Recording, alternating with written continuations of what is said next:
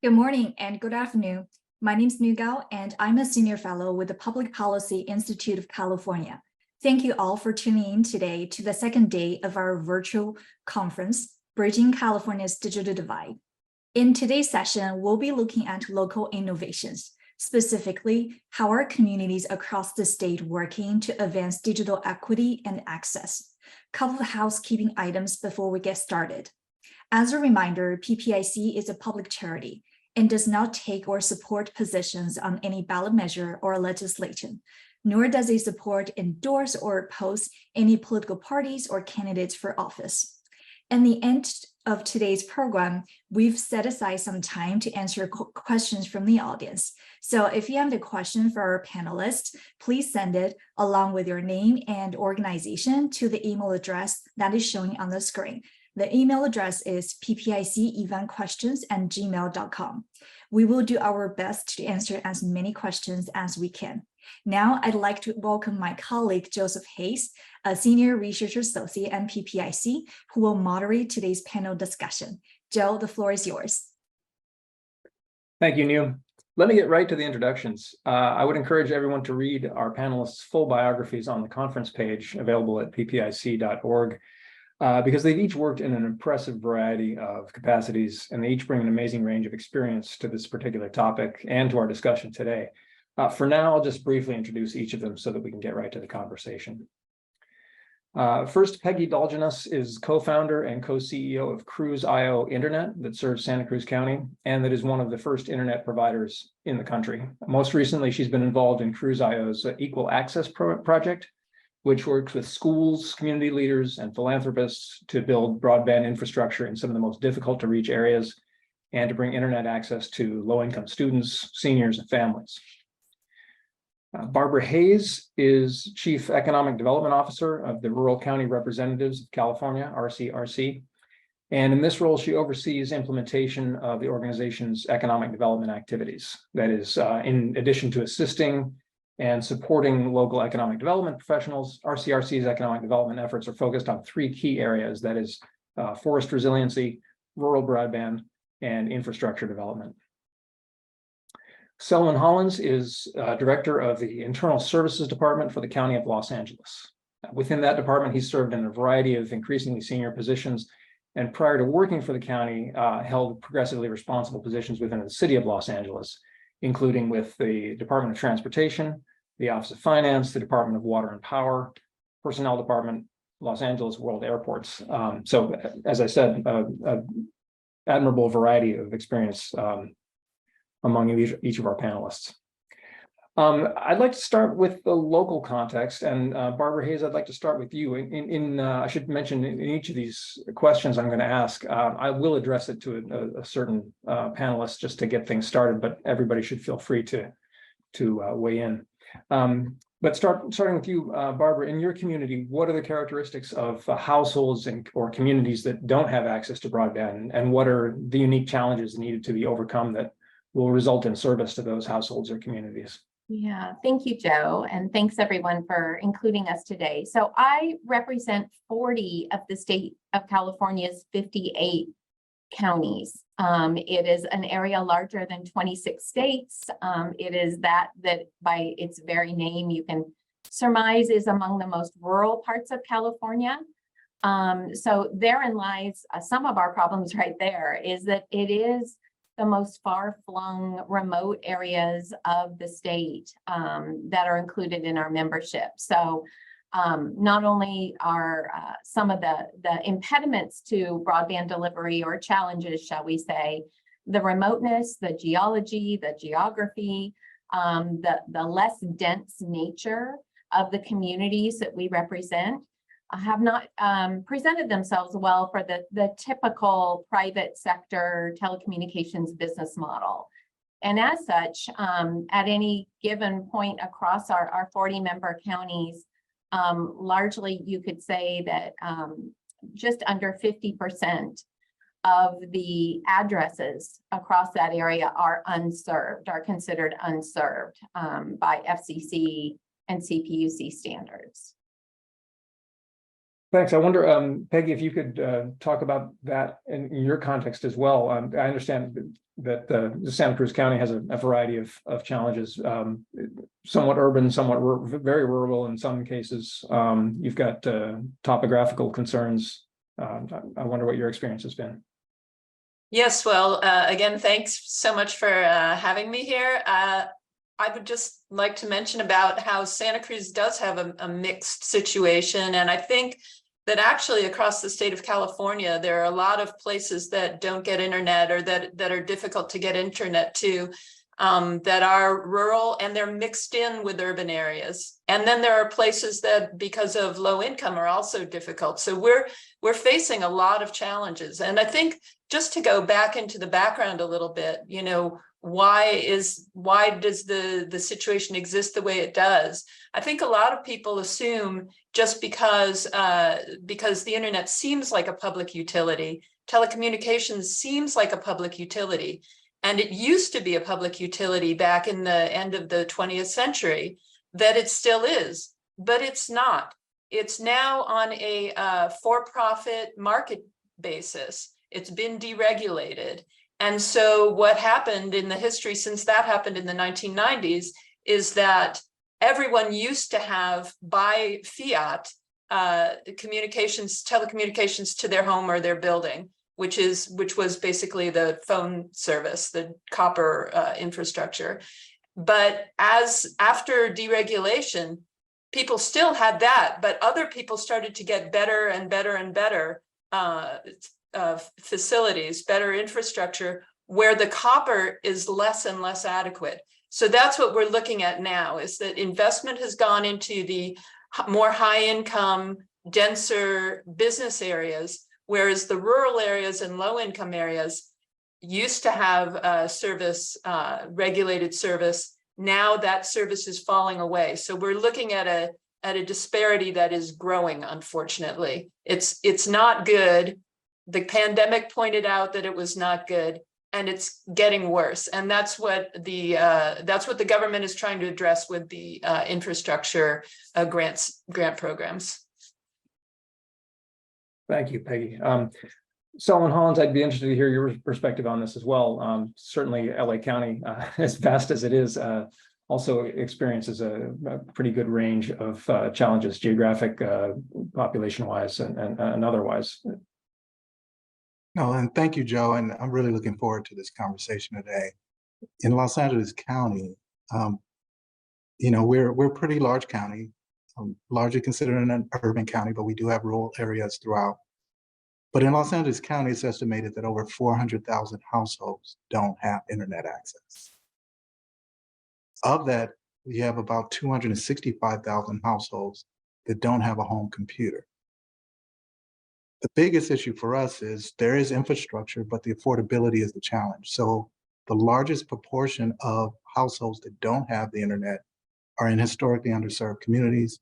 The population is largely Latino, Black, and some Asian communities. And so collectively, when you look at what's needed throughout the county, it's difficult because of the sheer size and scope of the county to service the entire county. We have 88 cities within the county. So focusing on areas that have the greatest need and that have been historically disadvantaged has been the approach we've been trying to take. And it's a pretty large swath of the county. Again, we have infrastructure. It just doesn't reach the communities and the people that need it. Thanks. Selwyn, sticking with you, each of you is adopting a different model to expand broadband access. And in Los Angeles, I understand you're engaged heavily in a public-private partnership. In Santa Cruz, obviously, we're talking with the co-CEO of a private ISP, but one with an emphasis on access and affordability. In rural counties, in the RCRC service area, there's a variety of models across your constituent jurisdictions. But I wonder if each of you, starting with Selwyn, could talk a little bit about the model that you're working with and what makes it attractive to your particular local context. No, so our Board of Supervisors saw the need, you know, as a county, you know, one of our main missions is to be the safety net for the most vulnerable population. And obviously the internet when COVID hit, it was obvious that so many people getting access to resources and services, and we needed to reach them. So the directive was to accelerate digital equity. And it's based on the premise that a lot of infrastructure and resources already exist.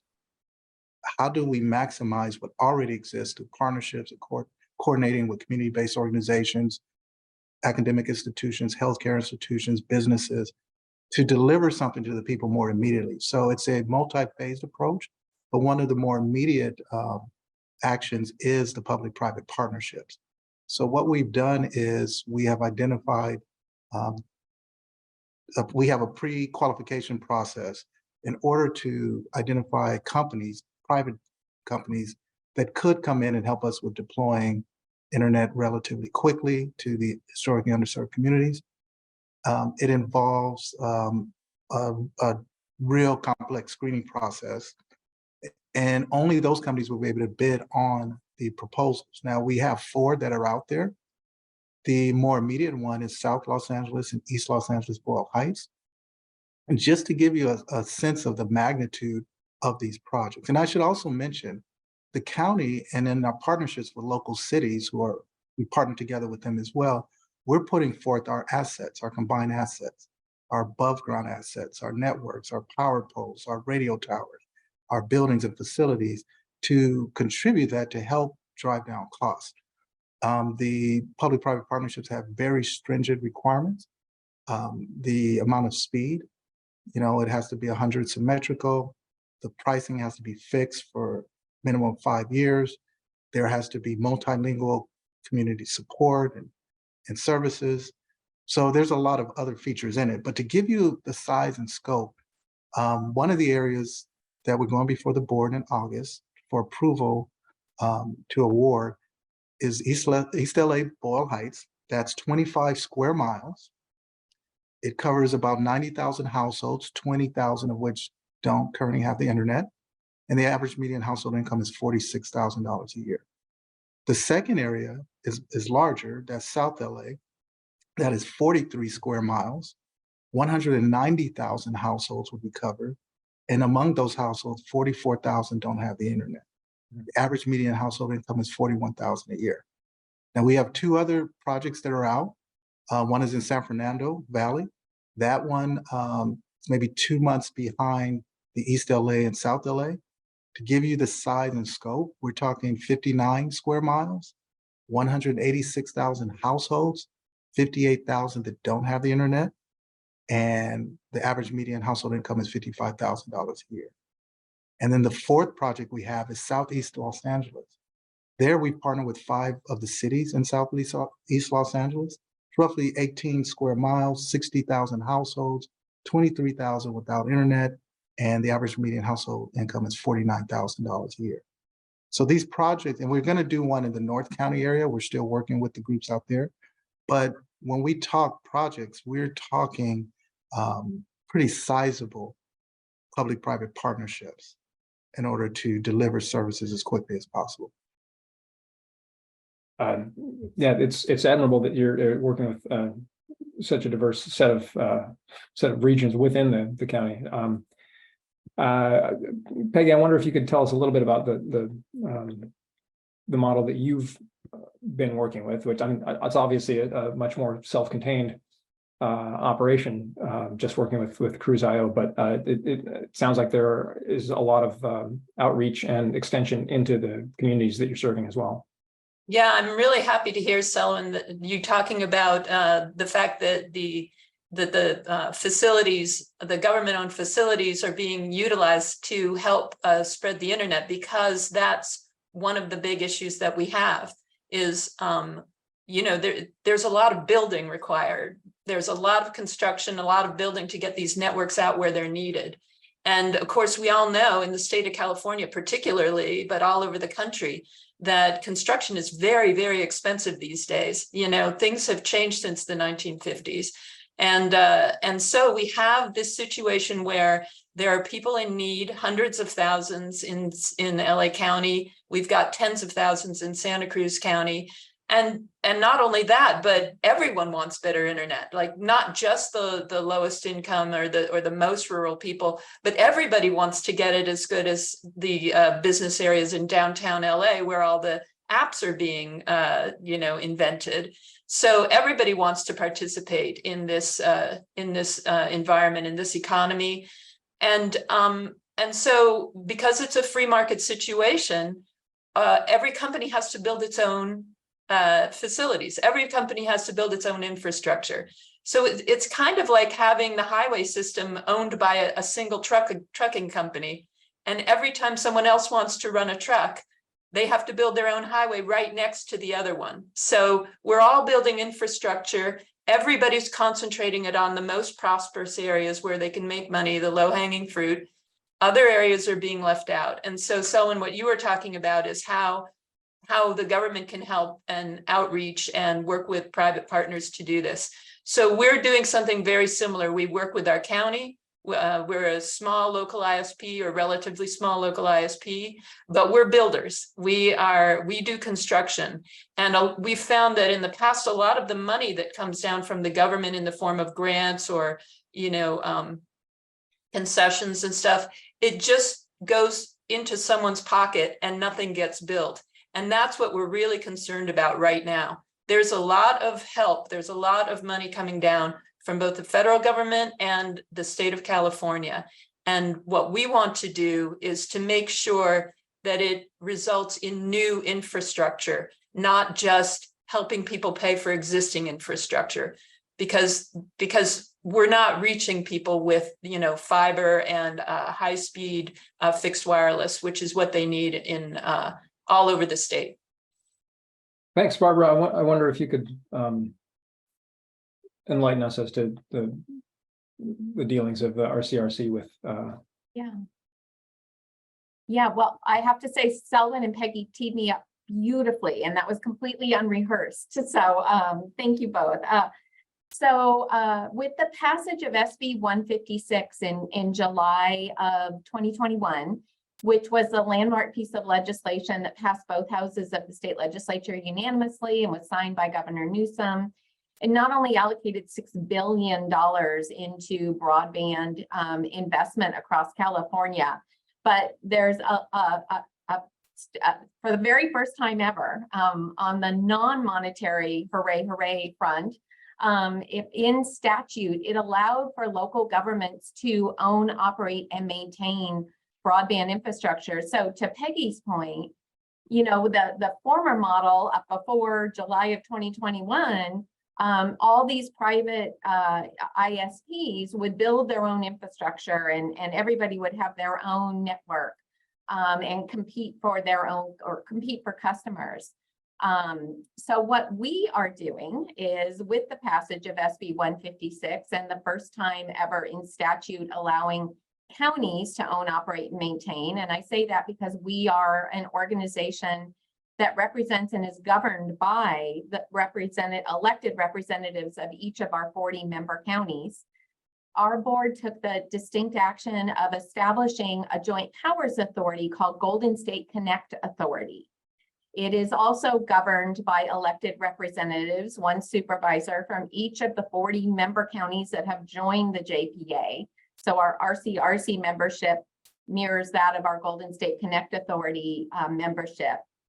And we are under Golden State Connect Authority going to finance, construct, own, operate, and maintain an open access municipal broadband network. And what that means is that open access denotes that we will own, operate, maintain the infrastructure itself, and we will invite providers onto the network to compete for customers and deliver service. Excuse me for a moment. What the municipal portion means is that, again, we're a joint powers authority represented by governments. So we have all the powers and rights, privileges associated with our membership. So we are a governmental entity that will own, operate, and maintain this infrastructure. We're going to be able to do so by financing through a combination of issuing bonds and then leveling on top of it to fill in the differential between the total project cost and what's financeable with bond issuances, we will apply for, and fingers crossed, hopefully receive grant funding to fill that delta in the total project cost. It is simply for us about building that network, getting to the farthest reaches of our counties, covering every address. And this is something that needs to be said, because in the past, when you receive federal or state money, ISPs applied for it. To Peggy's point earlier about receiving money and lining their pockets, I'm going to say that you know, it's out there. I don't have any direct evidence of that occurring, and I want to think the best of everybody, but they were only required to light up or provide service to one address in a census block in order to receive money for that entire census block. It's just absurd public policy. So SB 156 corrected all of that as well. So the requirement is, if you receive any of the dollars allocated under SB 156, you do so with the understanding that you will deploy new infrastructure. You will build it such that there's 100 minimum 100 symmetrical service that's provided, and that you cover every single address. Give them the opportunity to receive service from you within the area that you have received that money to serve. So SB 156 was kind of a flag in the sand, so to speak, as far as a sea change of how the state of California in particular looked at delivering broadband and investing in infrastructure. I really hope that that's put to good use and that it changes the situation. I saw that one of the things that happened right away were that plans were following the major highways in California, which is understandable. But again, that's exactly where the rural people are not. And so we still have these huge challenges. When you talk about serving 100% of people, that can be very expensive for someone who's, you know, a small community of a couple of homes on the top of a mountain, or deep in farm country. So we do have a lot of challenges. And then as an ISP, I know it can be very expensive and very challenging. Sure. All of your experiences that you've talked about in just this last set of responses involve a partnership, whether it's a partnership with private ISP providers or with local governments. And I believe that many of our audience members are at the beginning of setting up their own partnerships. And I wonder if you can share some of the lessons learned about building and sustaining an effective partnership. Selwyn, maybe we could start with you, since you've already enumerated sort of a variety of projects that involve partnerships with local communities. Yeah, the local communities was a challenge because in Los Angeles County, of the 88 cities, there are many that simply don't have the capacity, the staffing capacity, or the financial means to pursue some of the federal dollars that are coming, strategizing on approaches. So that's where we come in, and we all serve the same population. So how can we support that? But I would say some of the biggest challenges were, one, prioritizing digital equity. You know, when you look at all the social challenges that we're experiencing in many of the cities, the internet is invisible. People don't see it. They see homelessness, they see blight, they see crime happening. And so those tend to get more of the attention, and just helping and sharing data to help a lot of the cities and local policymakers to understand how serious this problem is. Funding is always a big issue. Everybody wants everything, but to be honest with you, the funding that is provided to the state of California is not enough to really support, the objective. If the objective is to get everyone connected with quality, reliable, high-speed internet, there just isn't enough funding. So being creative and helping people understand that we're going to have some give and take so we can maximize what we do have, as opposed to not doing anything. And I would say another challenge was public awareness. I think what it is, capturing public sentiment. Most of the people who are in this space are stakeholders, they are advocates, they are the industry, but the actual people who have the need, their voice gets lost in all of this. And so the challenge has been getting them to understand, look, we assist constituents. Some of them don't even have an email address. So if you're going to apply for certain things, certain subsidy programs like the ACP, the Affordable Connectivity Program, you have to have an email. They don't even know that. And so it's really not, it's easy for us to make decisions and there's plenty of research and reports and discussions. I've been to more convenings than you can imagine. But how do you put it into action? And I think a lot of the decisions we have to keep in the forefront the people we're trying to help and what their individual needs are relative to broadband access. Yeah, I think the invisibility is a big part of it. We, even from the beginning of deregulation, Cruzio was serving people, and we could see that it was beginning to fall off. That there was beginning to be more and more of a disparity between people who were able to get good internet and people who weren't. And we warned about it, but telecommunications regulations, people are just not interested in that. If you see an article about it in the paper, it's very hard to read. So even though it affects people's lives very directly, it was hard to get people to listen until the pandemic. And then there was the photograph of the two little girls in Salinas at the Taco Bell, and they had to go there to try to do their homework. It made it so much more real to people, and they could really understand. And I think that's one of the things that caused the change.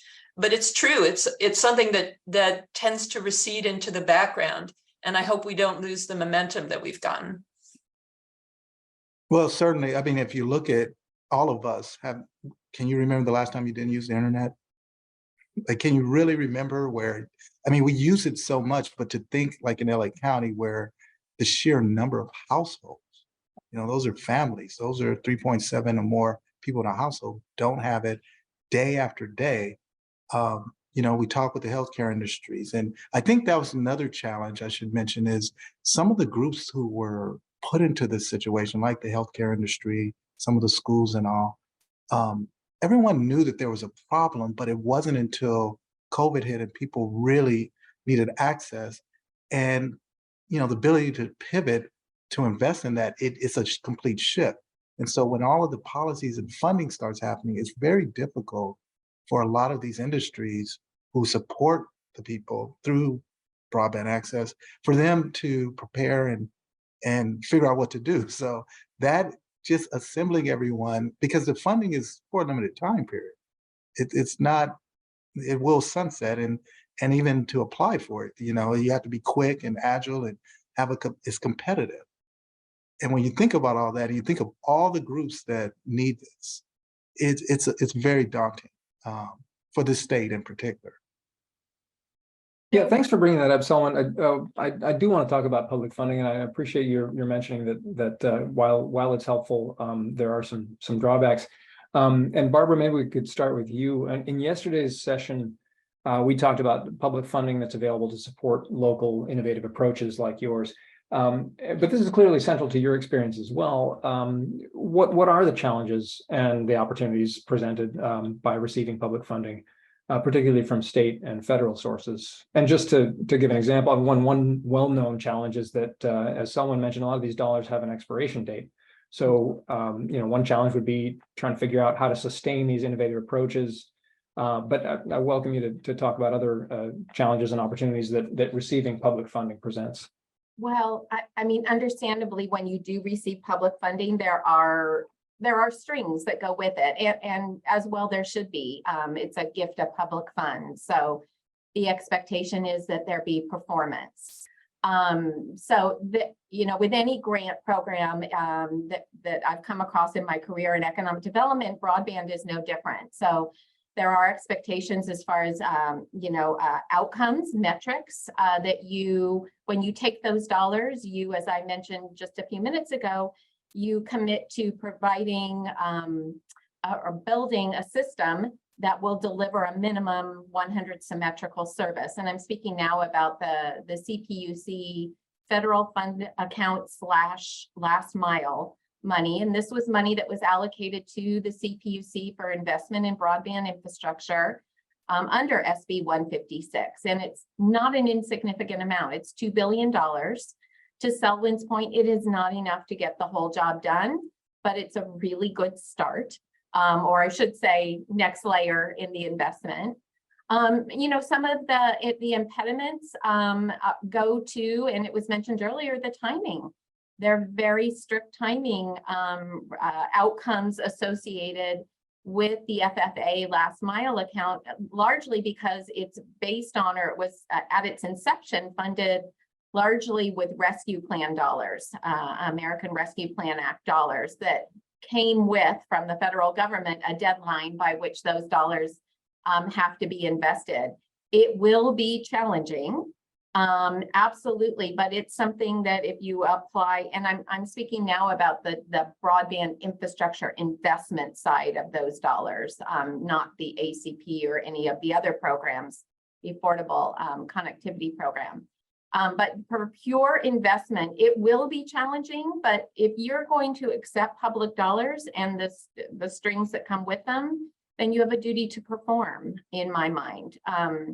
So to build to the standards that are established and to do so in the time frame or to the best of your ability within that time frame. So I want to just touch for a moment on partnerships for just a second. Well, I've got you as our whole model is built at its foundation on partnerships. We, Golden State Connect Authority, will be building the infrastructure, but we will be doing so in partnership, arm in arm, with the local governments that we are building within. If our first conversation will always be with the local government that we have identified a project area in. If there is not a need or a desire for us to build there, we will not build there. There are plenty, I've got 40 counties to cover, plenty of other areas to go to. So, and our focus is on really leveraging existing resources. I think it was Selwyn that said it earlier, is, you know, leverage the existing providers to the extent that they make themselves available, the existing infrastructure that the local governments have, the assistance, single points of contact for permitting, all of these things make huge differences when you're deploying, and they go right to the root of partnership. So I just wanted to end with that thought on partnership. Thanks. Yeah, someone you had talked about the challenges presented by the cutoff date, basically, and the uncertainty that's presented when a particular program has a run out date. How can you do long-term planning if there's not the certainty that a certain program will be renewed or that funding will continue beyond a certain deadline? Yeah, that's the question of the day. We do have our chief executive officer who's looking at a more longer term strategy. You know, the county, we're fairly large. You know, we have a $44 billion budget. But we do have priorities within that budget. I think in our case, you can't do it if you don't have the partnerships and you don't leverage. But I also think there's an opportunity to look at some of the policy making, you know, that exists. For example, tweaking certain policies can lend itself. I'll give you an example. The E-rate. So in Los Angeles County, all of the schools and all of the libraries have fiber through E-rate. They get subsidized by the federal government in order to provide that. During emergencies, it has been relaxed so that you can go and take that anchor institution and push it out to the neighboring community. But like Peggy was saying, right now the way it is, so you have fiber at all the schools in these underserved communities, but you have to use federal funds or state funds to build something right next to it. And that's just a policy change. I mean, even if it's done temporarily, that can change a lot to accelerate getting access. And it could be a longer play because the schools and libraries pretty much here to stay. So it's things like that. Like it's some of the policy tweaking could go a long way at that longevity question. But as it stands now, what's happening is when the money runs out, think of it this way. Let's say we all do our part and we build something and we really maximize the funding we have today. When the technology needs maintenance or it starts to deteriorate or new technology comes, what do we do then? And that's the problem when you limit funding in that way. because what's going to happen is you're going to end up with disparate impact all over again to these same communities. So as we know, technology is constantly evolving. The reliance on technology and broadband is increasing for small businesses, for education, healthcare. Even if you go to a concert or a sporting event now, you have to use an app to purchase a ticket, right? Everything is changing. Mhm. We have, in LA County, we lost more small businesses during COVID than anywhere else in the nation, and many of them couldn't convert over to broadband. When you want to buy a product or service, first thing you do is go to what? The internet, and you look them up. So if we just do funding and we just tackle a portion of the problem, and we don't change some of the policies and legislative actions that surround it, or we start moving in that direction, yeah, it's gonna be short-lived. Thanks. Selwyn, you mentioned the example of schools having fiber in them and the need to build right next to that. And Peggy, you gave the example, the metaphor of building several highways right next to each other to serve a trucking monopoly. Inevitably, installing this kind of infrastructure, in middle mile in particular, involves private property. It's going to cross a lot of boundaries. And private property owners could be landowners in rural California, or they could be landlords of, say, multi-unit dwellings in central Los Angeles. I wonder starting with Peggy just this time, I wonder what has been your experience with property owners as partners in this effort, or perhaps hindrances to the effort.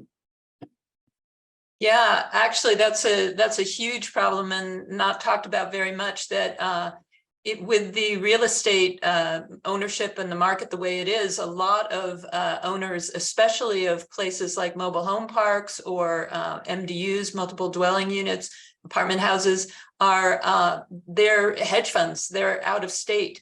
And so those places, it's urgent to use their roofs to get access through their basements, to get easements from those owners, and they just don't give them because they don't value it. Sometimes they're being paid by a single ISP to have exclusive access. And that means that everyone in the mobile home park or everyone in the apartment building has only one choice of ISP. And a lot of times that choice is not going to be very good. When you have a monopoly, an unregulated monopoly is the worst service and the worst and the most expensive pricing. That's just the way the economy works.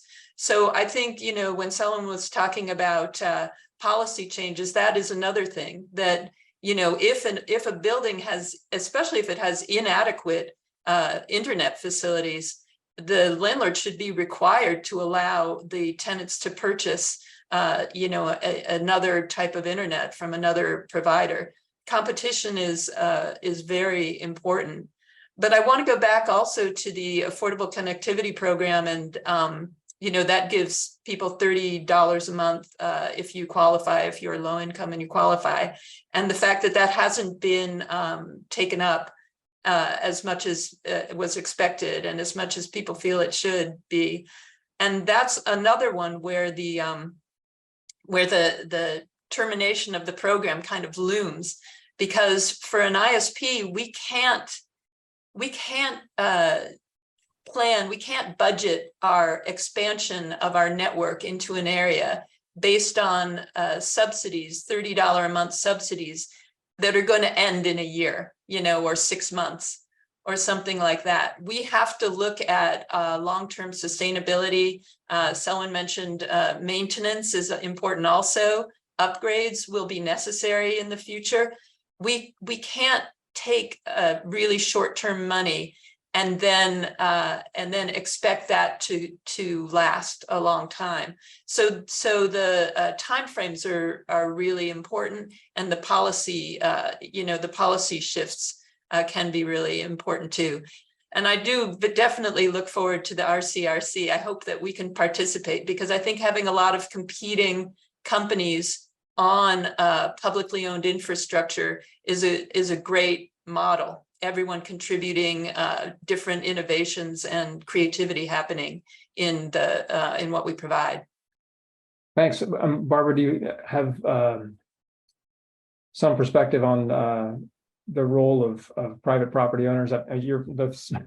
The area that you serve is so vast. I'm sure that the variety is staggering, but I wonder if you have some kind of takeaway ideas about the negotiating with or even partnering with perhaps private landowners in the planning the construction of this kind of infrastructure. Yeah, not only is the area big, but I don't have real life experience like Peggy does at this point, or Selwyn. So because we're just at the beginning point of the arranging financing and beginning construction. I will say though that just to circle back to the partnership to answer this question, Joe, is that when we've been doing and when we've been working on network designs with 30 of our counties and a handful of cities therein under another program, the Local Agency Technical Assistance Program that was funded under SB 156. And this item has come up when we've been working with the local government, in particular, a specific city in the South Salinas Valley area. They did call out, well, that's a mobile home park, that's private ownership. You're going to have to approach that differently. And we're identifying MDUs separately as well, because they'll need different treatment depending on how many units are included in each one. But if the partnership with that local government is going to be key to the whole thing, to do the outreach, to identify who the property owners are, to do the outreach on our behalf or in partnership with us, to encourage, to Peggy's point, to encourage the landowner or the property owner to open the door and allow all kinds of providers in. It's really going to serve to increase the value of that property for that landowner, that property owner. So, not having done it yet, going in eyes wide open though, and know that it's an issue. We're going to do our best again to hit every single address. Great, thanks. Yeah, it just sounds like the role of outreach and capacitation is important, not just for end use consumers, but for people who are going to make the decisions about where this infrastructure could be built. I want to let folks know that in just a few minutes, we're going to start the audience question and answer. And I want to remind people of the email address.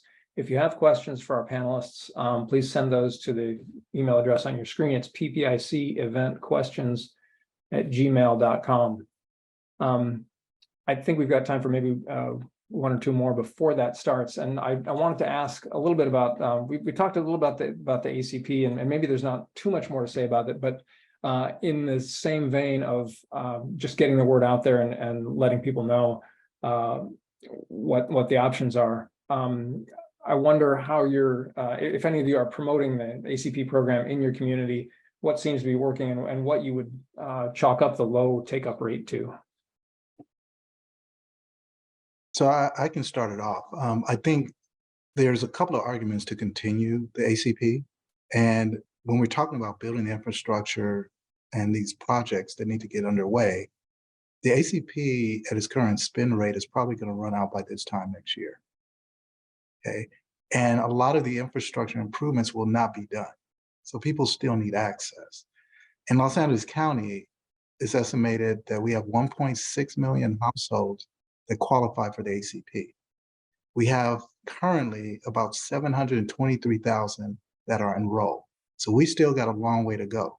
But just in magnitude of numbers, if we have 900,000 more households to go, just to put it in perspective, LA County's number of enrollments is double the next nearest county in the United States.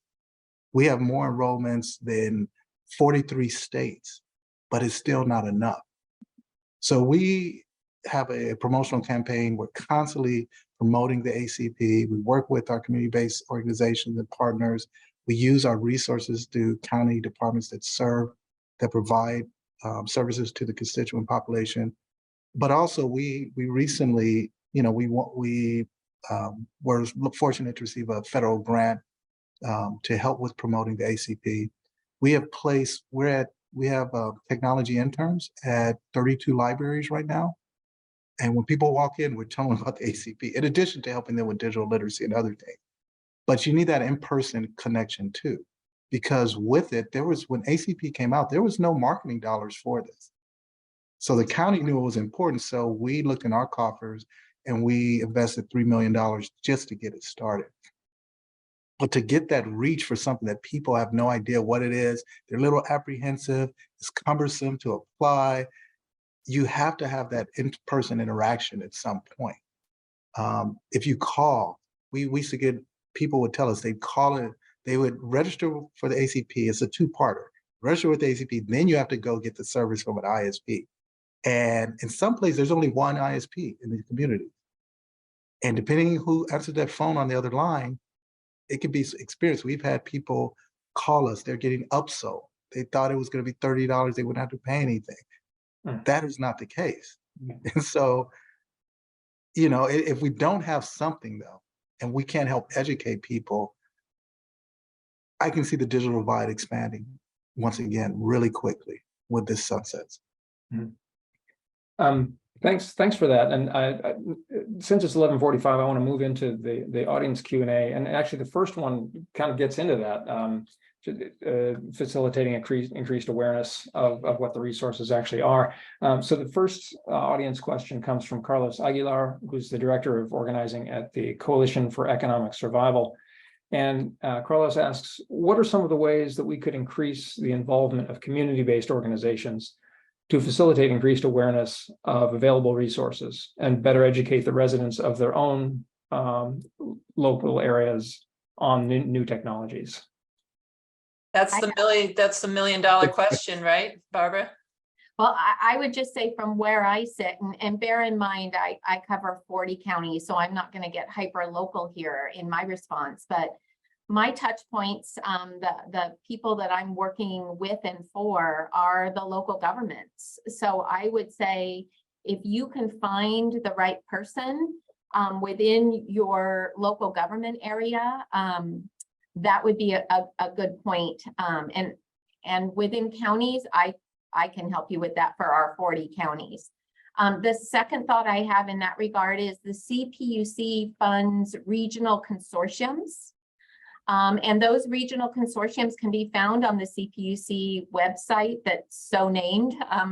And their contact names and numbers for who the lead people are within each of those consortiums. I would encourage you to reach out to those consortiums, because part of their job as a recipient of funds to provide service and assistance to the region that they are responsible for is to connect resources and to promote programs for utilization. Even they're even go so far as to write applications to bring money in. So I would point you in those directions.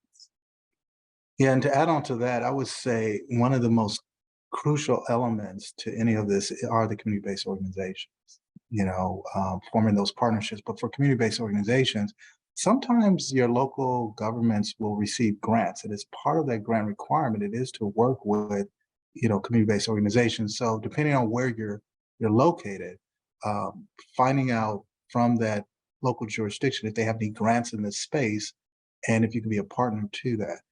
Timing is of the essence. So a lot of the funding is just being released. It's out there right now.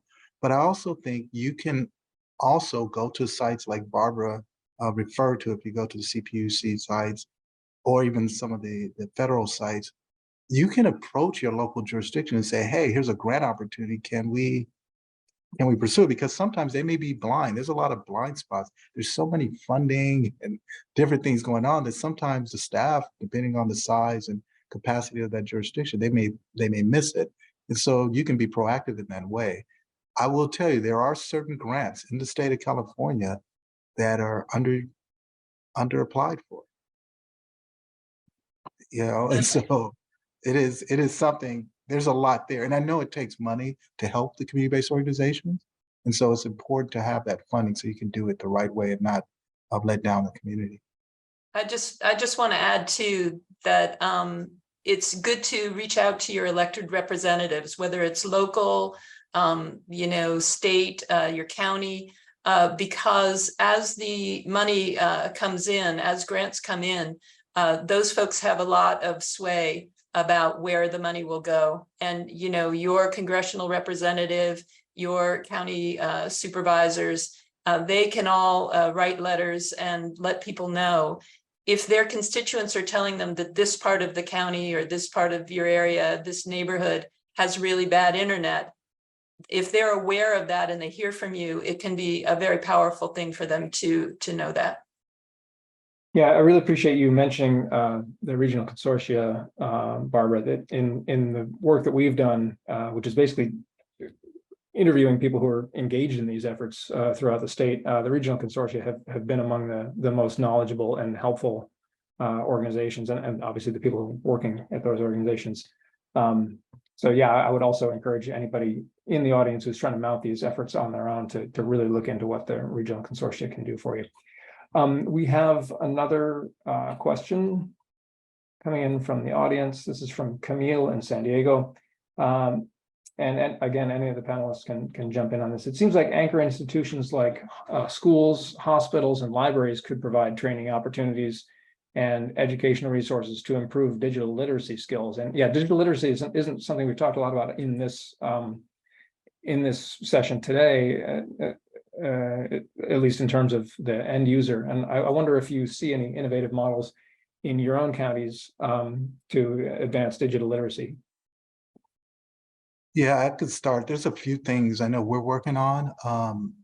First of all, when you talk, we do have some grants, but I think there's low cost ways to do this. There are a lot of individuals who want to help, this situation, retired educators, philanthropists and others. One of the models we're looking at right now is going at the middle school and teaching them students, give them tasks, just like when we were growing up, they told us turn out the lights. I remember, save, conserve energy. And we did that in middle school and they stopped that. So I'm around the house always chasing the family because they never turn out the lights, right? But you get conditioned that way. And we think we can help to the middle schools where you have a program, you cover things like internet safety, internet etiquette, so you don't become internet bullies, and then also how to save on their bills. So many people are paying more than they should on their bills.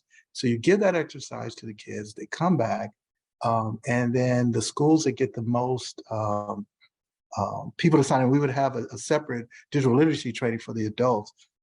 It's like when you were doing the fundraisers and you get them there, and that there's no cost to that. I mean, it's a lot of times we think you need funding, but if you look at the resources you have, there's a lot you can do. We've received invitations from healthcare institutions. They don't have the staff or the resources to help some of their clients to go online and do their telehealth. So we said, fine, we'll send our people over there, and they have set up space. So I think what it is, we talked about partnerships. There's a misperception that private sector and public sector are polarized. We all have people, and the people want to do things. But if you don't reach out and ask, nothing happens. So that's part of it, is that form to say, hey, we need some assistance. And you might be surprised even if it's an assistance that we can provide as a county, we may know others who can provide that. But it's hard to know who needs what, and there's really no central point to go to get that. So I would say all the service, you talk about job training, we talk about telehealth, when you talk about services that are available, they're all over the place. Mm-hmm. But if you don't know and you don't ask,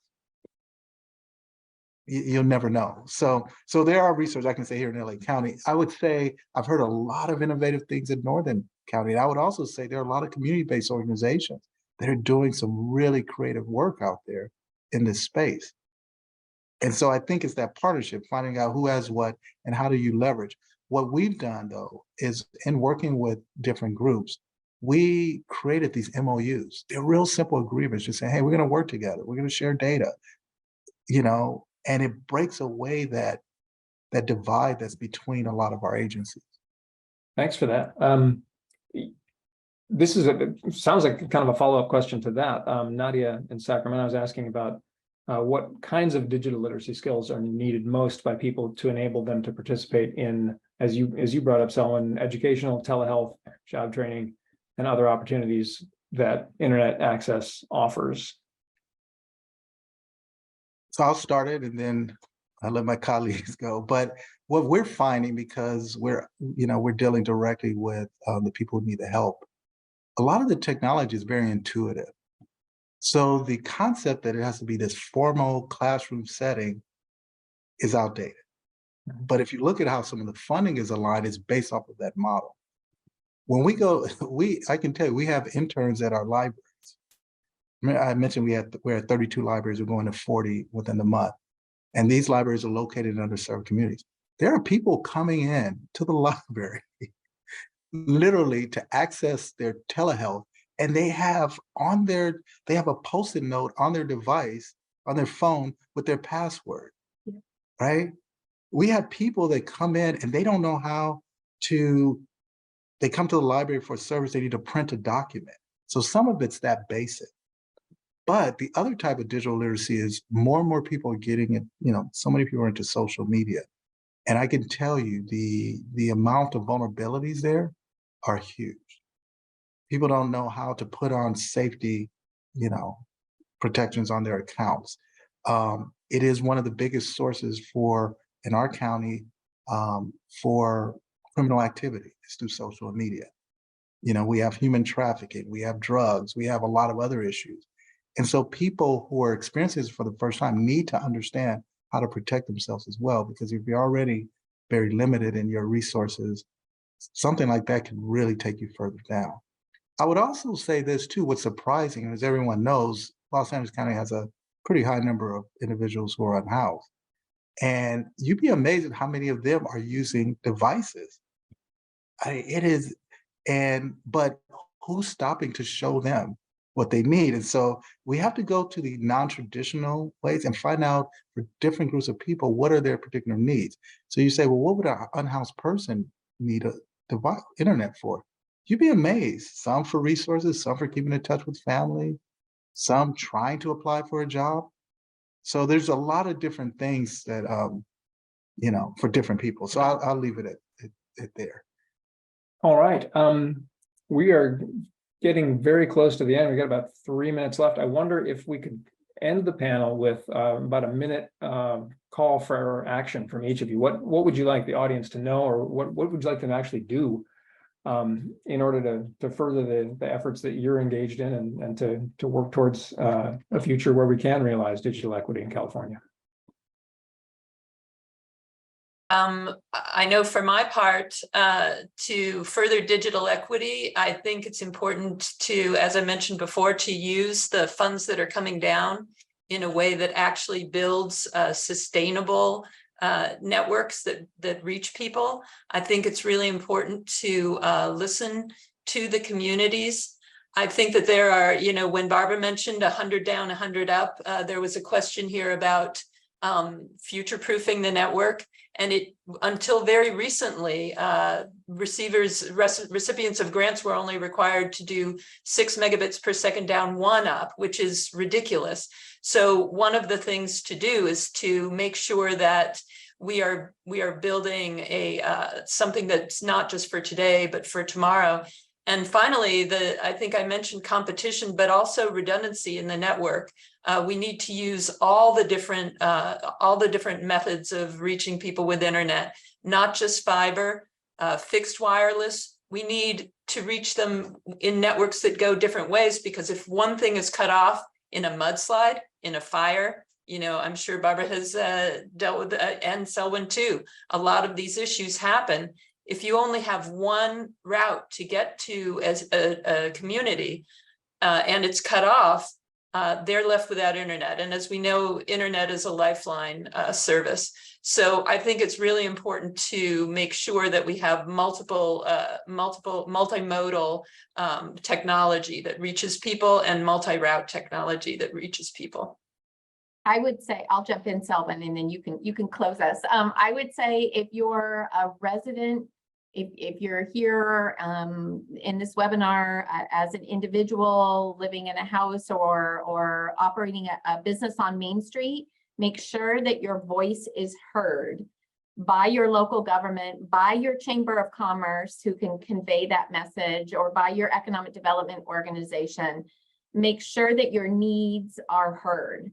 If you are representing a local government or a community organization, I would say for those two, get together and find out how you can be a player in solving this digital divide issue that we have, whether it's relative to infrastructure or relative to digital literacy and equity.